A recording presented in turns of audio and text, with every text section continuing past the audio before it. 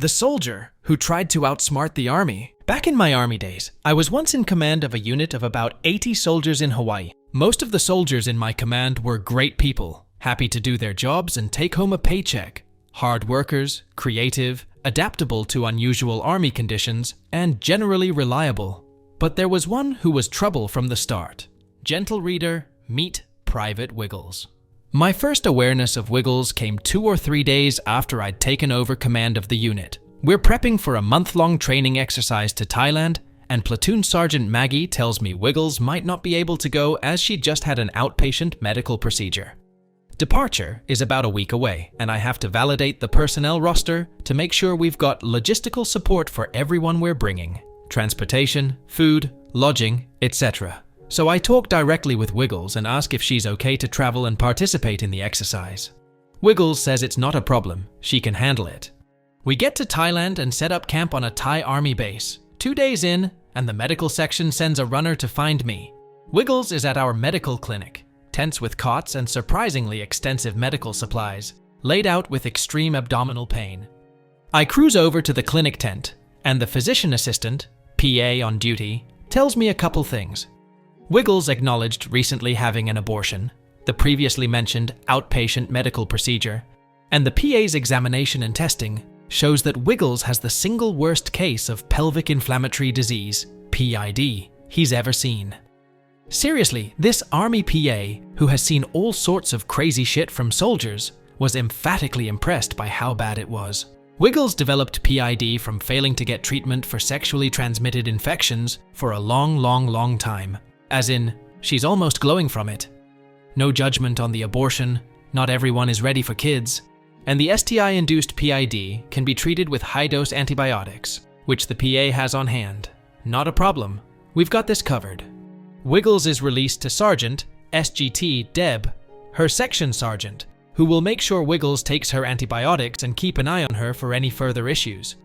SGT Deb finds me and First Sergeant, one SG Bob about a day later, and tells me 2 more things about Wiggles. She's refusing to take her antibiotics, and she wants to get out of the army. I again talk with Wiggles, me. So you want out of the army? You know you have a couple years left on your contract, right? Wiggles, I know, but I'm just done being a soldier and I want to be out of the army. Me, okay, I can make that happen. You don't want to be here, then I don't want you here either. But here's the deal. You gotta play by the rules. I can get you out with an honorable discharge, and I'll start the paperwork as soon as we're back in Hawaii. But you need to take your antibiotics, do your job, and be where you're supposed to be. You do your part and I'll do my part for you. Sound good? Wiggles, yep, I can do that.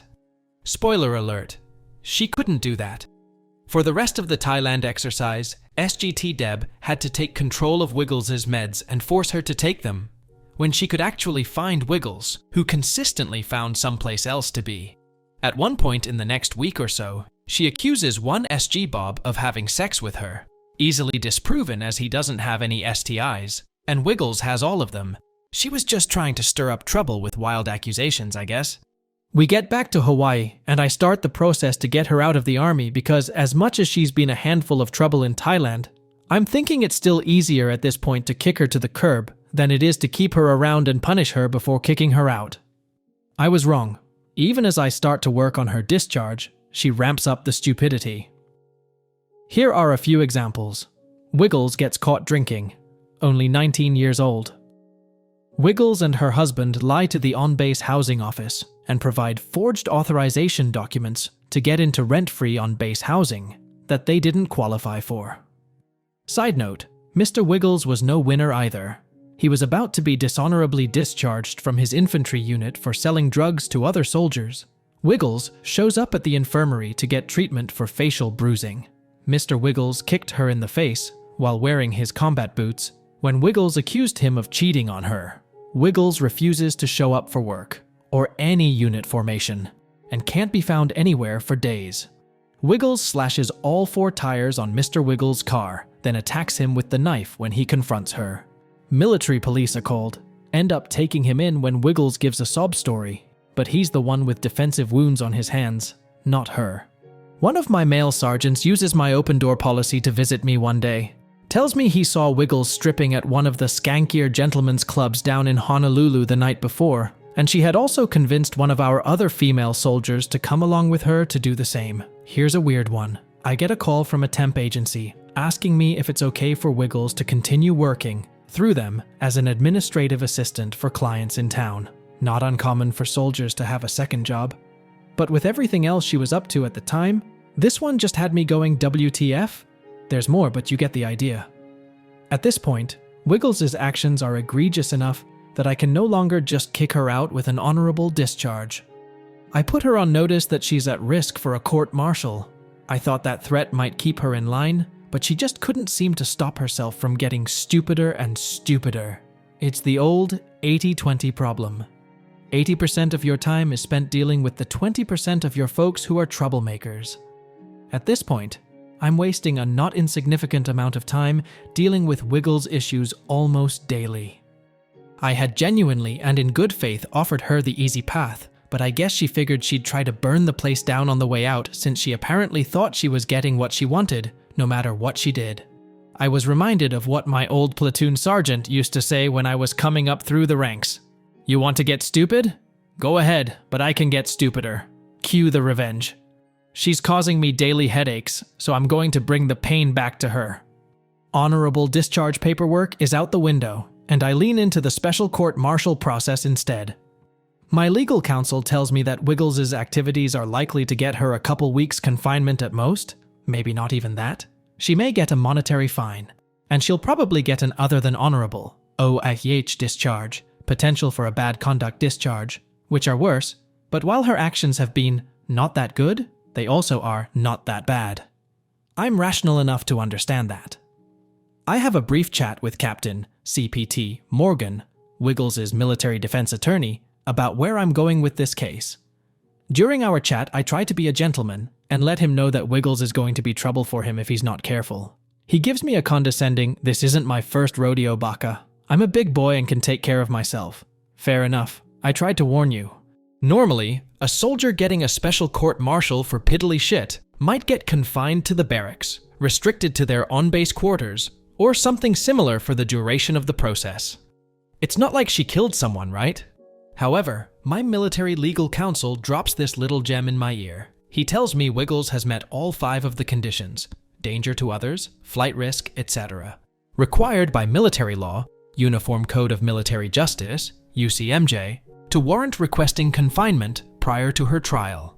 He tells me, if you can remember these 5 conditions and elaborate on the details at our next pre-trial meeting with the military magistrate, you might be able to get her confined to the Navy brig at Ford Island until the trial. I'm a guy who likes to pay attention to sound legal advice, so I do just as he says. A couple days later, we go in for the pre-trial meeting, and I run down the list for the magistrate. Boom. Magistrate orders Wiggles to be confined in the brig through the trial. 1 SG Bob and Platoon Sergeant Maggie go to pick her up from her on base housing. She won't open the door, but they know she's inside because they can clearly hear her and Mr. Wiggles banging away. This is important for later. The Wiggles finish up, she takes her time getting showered and dressed, and finally comes to the door when it pleases her. Off she goes to the brig. The pre-trial processes take up the next 4 weeks. During that time, I have to deal with CPT Morgan, the paralegals in his office, and various fun things to do with her pending court-martial. Other than that, it's blissfully peaceful. Wiggles chills in the brig for 4 weeks. Seriously chills. Every time I had to visit it was freezing in there. I required to make weekly welfare visits to see if she's being mistreated, if she has any needs that aren't being met, etc. Seems weird. But as her commander, I'm still responsible to make sure the brig staff aren't mistreating my soldier. Other goings-on in this time period. Mr. Wiggles fraudulently applies for a car loan and gets a van in their names. Mr. Wiggles is dishonorably discharged and kicked off the island. Flies home to wherever the hell he originally enlisted from. CPT Morgan asks me to consider an OTH discharge and time served in lieu of taking things all the way to trial. I'm hot to get that pound of flesh from her, but my legal counsel advises me to avoid the court-martial and just kick out Wiggles with the OTH discharge. After all, he says, she's already been locked up for almost 3 weeks, so the magistrate will probably just give her time served and the OTH anyway. See my earlier comment about sound legal advice. My boss, Lieutenant Colonel LTC Ryan, thinks I'm too invested in the case, that I'm no longer objective. LTC Ryan insists on coming with me to the brig for the next welfare visit. This is 3 weeks into Wiggles' stay in those luxurious accommodations. Among other bullshit lines she throws at us, Wiggles tells us she needs to see the dentist about a filling that's giving her trouble, and Motrin just isn't working. At the end of the visit, LTC Ryan tells the guards about Wiggles' filling, asks if they can give her anything stronger than Motrin, then instructs them to follow up with the dentist. Guard actually laughs out loud at this and says, "No sir, Motrin is the best we can do in the brig. And that other thing? For the last 2 weeks she's been telling anyone with ears that she wants to try getting her wisdom teeth pulled before she's kicked out. She doesn't have a problem with any fillings." It was hilarious to watch LTC Ryan's face go from obvious concern for Wiggles' well-being to outright fury. And the next words out of his mouth were, "That bitch lied to me." I make arrangements with CPT Morgan to accept his request for time served and oath-iech in lieu of court-martial. Sometime later that week, I get a call from the brig. Wiggles is pregnant. Remember the scene at her house 4 weeks prior? And they can't keep her confined anymore because of it. She has to be released back to her unit until the court-martial or other actions are complete. CPT Morgan stakes his reputation on Wiggles being a good girl until we can send her back home to Carolina. He'll come to regret that, and he can't say I didn't warn him. We get Wiggles back from her 4-week all-inclusive stay in the brig. I've accepted Captain Morgan's request to avoid the court-martial, and I confine Wiggles to the barracks under supervision for the 9 days she has left until her flight to Carolina. Immediately, we have another shit show. Wiggles is smoking in the barracks. Not a big deal that she's smoking, it's just not allowed inside barracks rooms. Wiggles is caught with a bottle of hypnotic liquor in her barracks room. She's still only 19. Wiggles slips out of the barracks and runs off for a day when her platoon sergeant gets distracted from supervising her.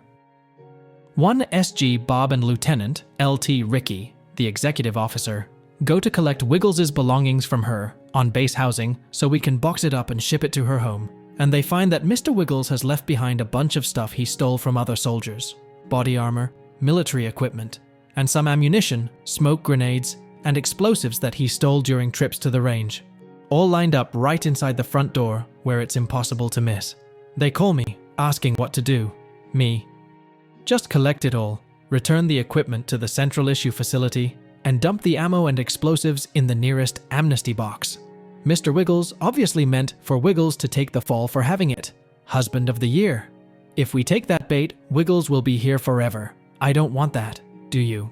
LT Ricky, nope, I don't want that either. It'll be like it never happened. In light of all this drama, I bring Wiggles into my office to remind her of her agreement to be a good girl till she leaves the island, with LT Ricky as a witness in the office to protect my ass. Me, Wiggles, you're in violation of your release agreement from the brig. You've been sneaking out of the barracks, you've been smoking and drinking. Wiggles. She cuts me off. Yeah, and doing all kind of drugs too. Heavy sarcasm voice. Me. Be that as it may, I'm giving you fair warning that you're at risk of losing the deal I made with CPT Morgan. Additionally, you're pregnant again. I'm not sure if you're aware of it, but most damage to a fetus from alcohol and smoking will come in the first few weeks after conception. I don't know if you're planning to keep this one or not, but at the rate you're going, this baby's going to be born dumber than you, Wiggles. Gaping like a damn fish. Wiggles then bolts from my office and runs down to LTC Ryan's office at the other end of the building to squeal on me for insulting her. LT Ricky hot on her heels. She tries to rush into LTC Ryan's office, but LT Ricky gets in first and fills him in. LT Ricky tells me later how it went down. Wiggles is yelling about how I called her stupid. Strangely vanilla thing to focus on considering everything she's done, but you do you, and that she's being mistreated. LTC Ryan yells at his admin to get CPT Morgan on the phone. Now. He reams CPT Morgan for his client's jackassery, tells him to fucking fix this, and makes various threats to CPT Morgan's career. About a half hour later, I get a call from CPT Morgan. CPT Morgan? Baka, baka, baka. Yes, he did that whole patronizing bullshit. I can't believe the words I'm hearing from Wiggles. I'm shocked, just shocked, that you would use language like that and call her names. Side note, my mom is an attorney. and I grew up with tales from the courthouse about lawyers using exactly this sort of hyperbole. Your Honor, I'm shocked, appalled, and dismayed that opposing counsel would attempt to paint my client in such a light. It's the kind of bullshit they said when they didn't have a good argument. So as soon as I hear the word shocked, I know I own him and immediately cut in. Me. And I bet you're appalled and dismayed too. CPT Morgan. Stumbling and sounding slightly confused. Well, yes, of course I am. You can't talk to soldiers like that. I know of a lieutenant colonel, a commander, who called one of her soldiers stupid, and she's no longer in command now. Me. I didn't call her stupid. I informed her of basic biological facts. Not my problem if she takes the news poorly. And arguably, she's not all that smart. Anyway, you called me, and I'm pretty sure it wasn't to warn me about what I said to Wiggles, so what do you want? CPT Morgan. What will it take to prevent you from kicking back our deal? Apparently, LTC Ryan had cinched his asshole up good and tight. Me. You could get her on a plane tomorrow. CPT Morgan. How about if I get her out of here by Friday? It was Wednesday, and she was due to fly out the following Wednesday. Me. I don't think you can manage that, but good on you if you do. To his credit, CPT Morgan gets Wiggles a flight for Sunday, 3 days early. I print up official orders appointing LT Ricky as a military escort, specifically for her. LT Ricky drives her to the airport, and the airline desk agent calls me to verify his status when they get to the check-in counter. They give him a special pass to get through security with her. He stays with her at the gate to make sure she gets on and stays on the plane, then stays at the gate until the plane is in the air. Some boogers are hard to flick. We wanted to make damn sure this one landed someplace else. About a month later, I get a call from the military police about a derelict van in the parking lot with all 4 tires slashed. Guess who that belonged to? It's really kinda sad when I look back on it. I had 2 other soldiers come to me at different points, asking to get out of the army ahead of their contracts. One just didn't want to be in the army anymore. The other did want to stay in the army, but had family issues that would be a lot easier to deal with as a civilian. They played by the rules, and I got both of them out with honorable discharges and all the benefits. They even qualified for unemployment. Too easy. Wiggles could have had the same treatment. I told her exactly what I could do for her, then had to shift gears and told her exactly what I was going to do to her. Then I did it. I could have been her best friend on her way out the door, but instead, I ended up owning her and her dumbass defense attorney. She screwed herself out of transition benefits and access to the VA, and picked up a lifelong black mark for employment, all because she couldn't play nice for a few weeks. She decided she wanted to play fuck around games, and we all know what happens next.